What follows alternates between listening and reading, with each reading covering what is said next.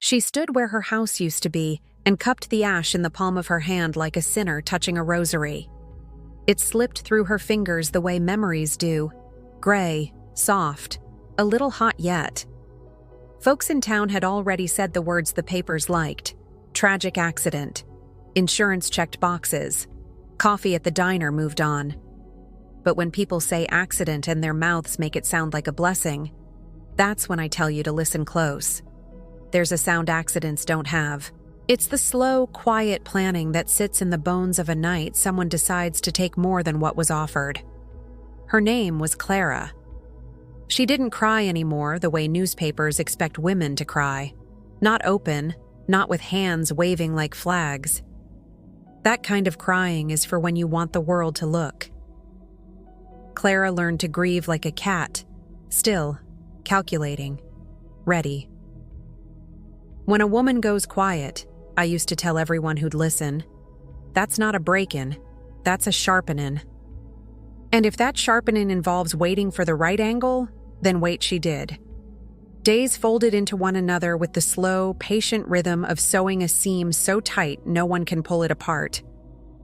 At first, she did ordinary things that hide the extraordinary. She walked the route the mailman used to take. She kept the boy's old red shoe in a drawer to remember the size of silence.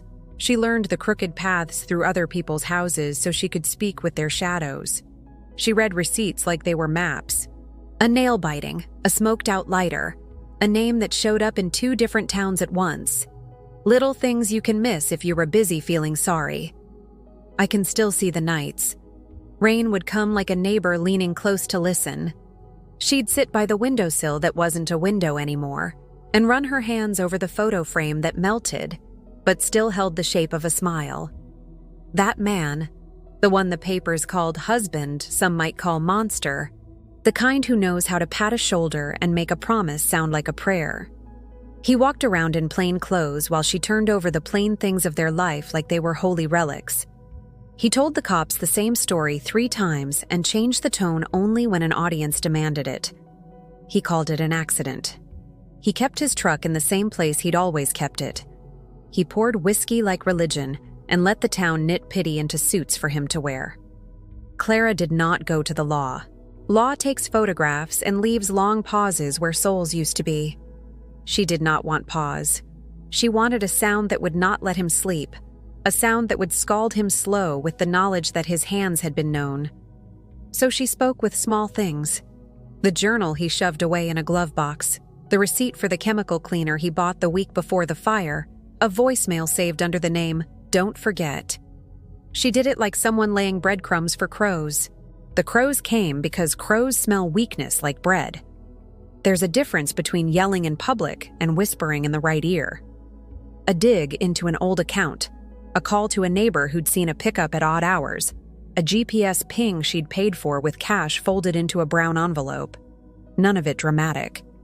But every small fact is a kindling, and kindling, when it has enough of a pattern, will tell you where the match came from.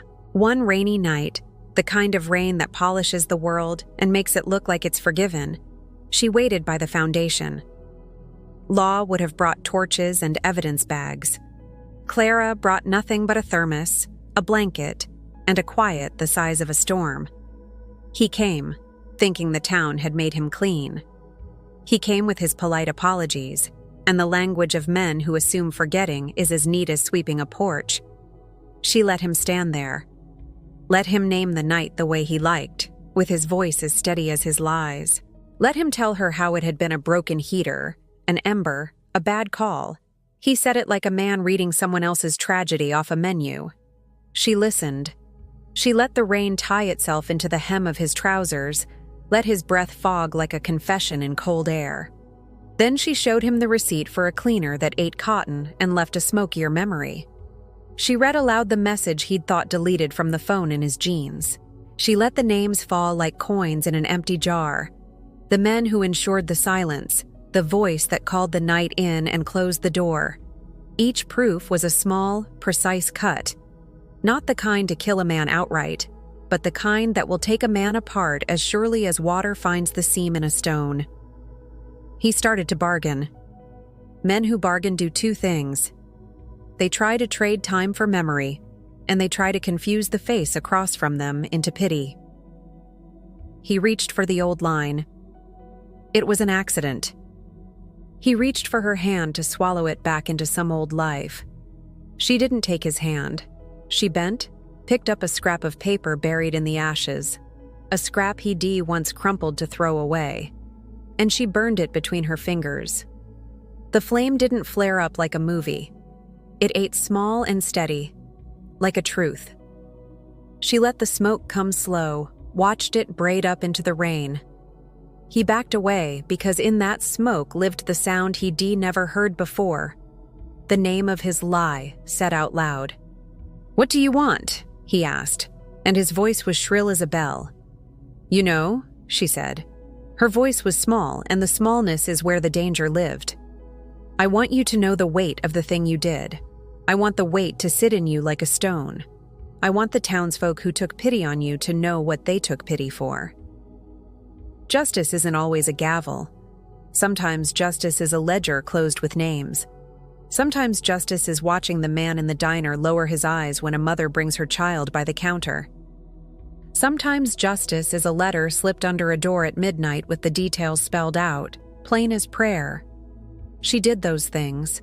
She did things that unraveled him without touching him in a way that courts couldn't understand.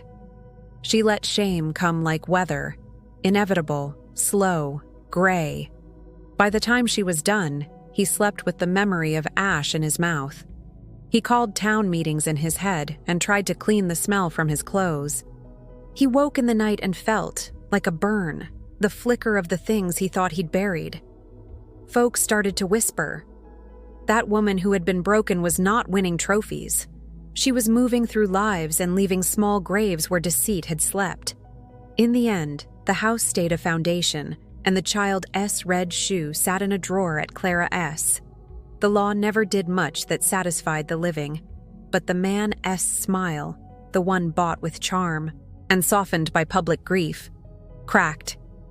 He began to speak less. He began to listen more. People sometimes ask if I condone what she did. I tell them I didn't see her set out to burn a man alive. I saw a woman take back sound, first her voice, then the name of the thing that took her. That is not the same as revenge that leaves blood and a headline. It's quieter. It's colder. It fits in the shape of a promise she made that night when ash fell like apology. Months later, she left the town with a bag that rattled with only the things she needed. She did not walk like a woman triumphant. She walked like a woman who had settled an old debt with herself. When she passed the diner window, the man, the one who used to wear forgiveness like armor, looked up and saw someone he could not read. He found himself unable to speak her name without tasting it. Some fires consume. Some fires teach. I'd rather see a woman learn to speak with the kind of flame that wanted to burn down a town, but will make sure a man who calls his cruelty an accident knows what his hands have done. So if you ever hear the hush after a whisper and you think it's weakness, mind yourself. That hush may be a sentence being written.